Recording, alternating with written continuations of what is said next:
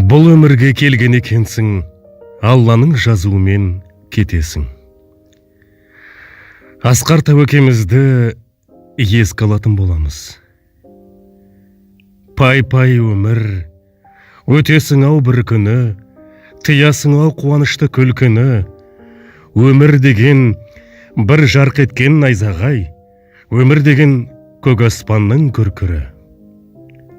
Мұқағали атамыз жырлағандай, бүгін біз әкеміздің еске алуасында бас қосып отырмыз. Бекмұратов Яхия хан Әбдіұлы өмірін медицинаға арнаған дәрігер.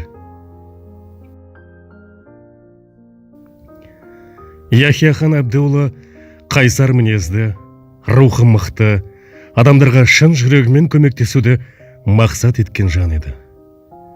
Ол ауылды жерде туберкулезге қарсы аурухана бөлімшесін ашқан алғашқы дәрігерлердің бірі болды. Сүйек және өкпе туберкулезін рентген арқылы анықтау ісімен белсенді айналысты. Яхия хан Әбдіұлы 1934 жылы 20 тамызда оңтүстік Қазақстан облысында Бекмұрат пен әдемінің отбасында дүниеге келген. Алғи руынан. Ағалары Ибрагим, Мамраим, Иса, Сейітхан. Әпкелер Дариға мен Анапия. 1954 жылы Әндіжан мемлекеттік медицина институтының емдеу факультетіне оқуға түсіп, оны үздік бітірді. Кейін фтизиатрия бөлімінде жұмыс істеуге шақырылды.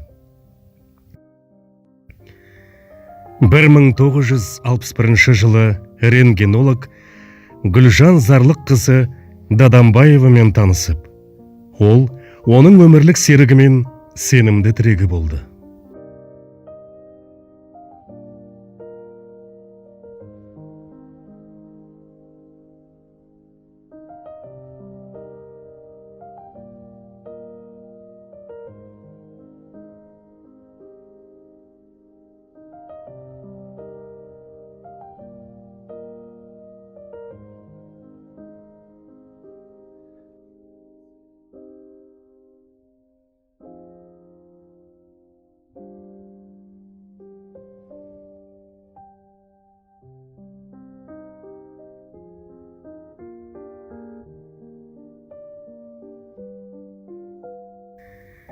Сақталған суреттерден олардың бірге ауыл-ауылдар алап, науқастарды рентген арқылы тексеріп жүргенін көреміз. Гүлжан Зарлық қызы үнемі жанында болып, адам өмірін сақтап қалуға үлес қосқан. Олардың жұбайлық өмірі медицинаға және адамдарға адал қызмет етудің жарқын үлгісі. 1961 жылы аудандық аурухананы басқа да дәрігерлермен бірге құрды және дәрігерлік қызметін бастады. Жылдар бойы ол мыңдаған адамға көмектесті. Сол заманда туберкулез ең қауіпті аурулардың бірі еді, әсіресе ауылдық жерлерде. Әкем оңтүстік Қазақстан облысының ең шалғай ауылдарын аралап, мұқтаж жандарға көмек көрсетті.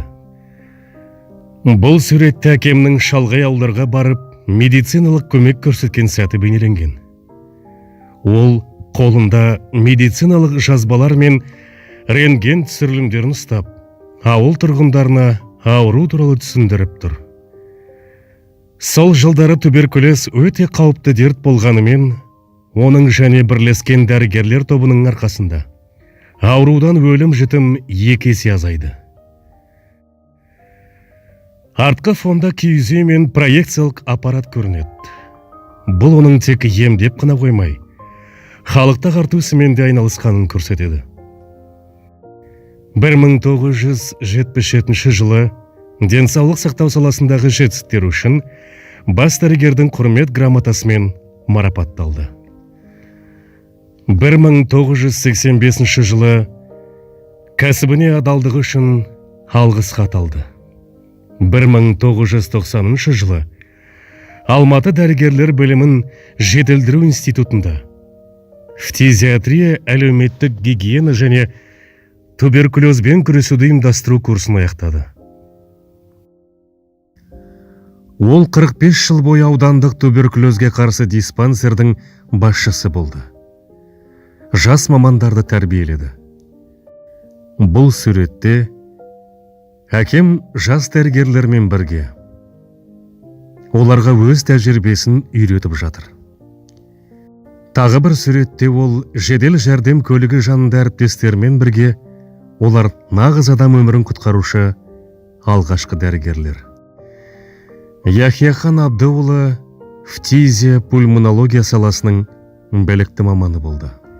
Қазақстан ұлттық ғылым академиясының академиктері Маскеев Қуаныш Мубаракович, Шарманов Төрегелді Шарманович, Шаяхметов Шайсұлтан Шаяхметович және басқа да көрнекті ғалымдармен тығыз жұмыс істеді. Туберкулезді диагностикалаудың жаңа әдістерін енгізді.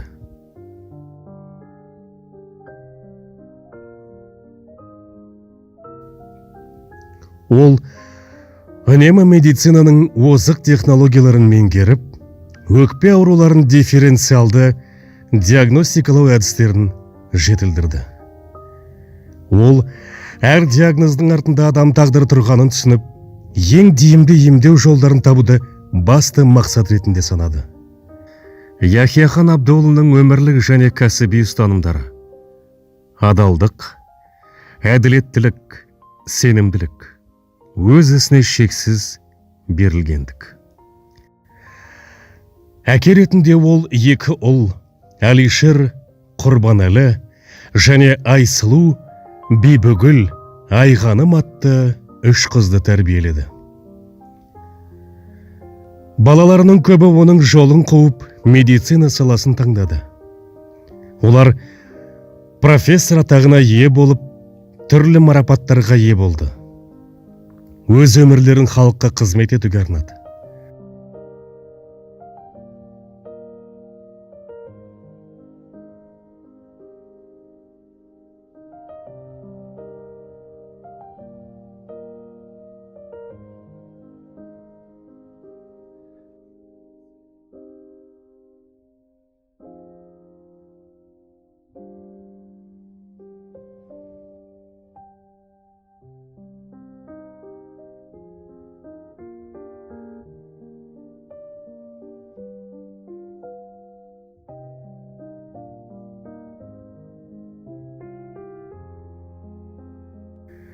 Сонымен қатар ол 13 немере мен 1 шөберенің ардақты атасы болды. –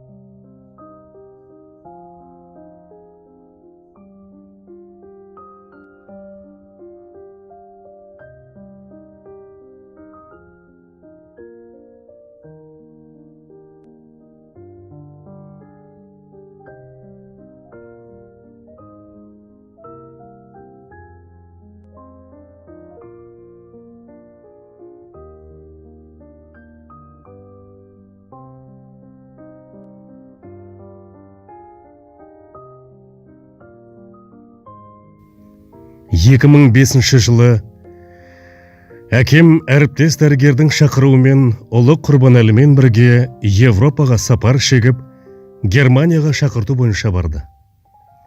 Ол жерде жастық шағында бірге жұмыс істеген әріптесі Иосифпен қайта қауышты.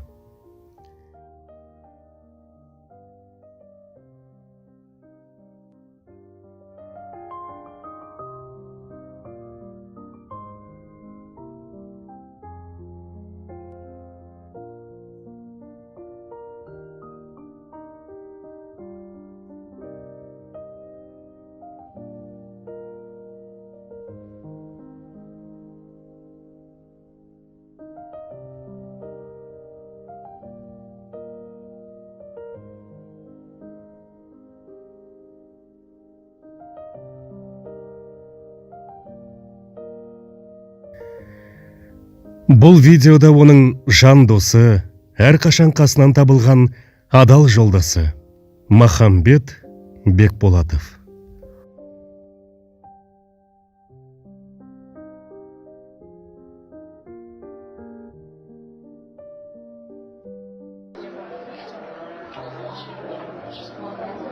Сондықтан да Құдағи бүгін мына мерейтойымызға қуана отырып, осы мерейтой жақсы тойлардың бастамасы болсын демек. Күн ағайды шағын шапалақ ұрдық бір музыка жолдап қояйын.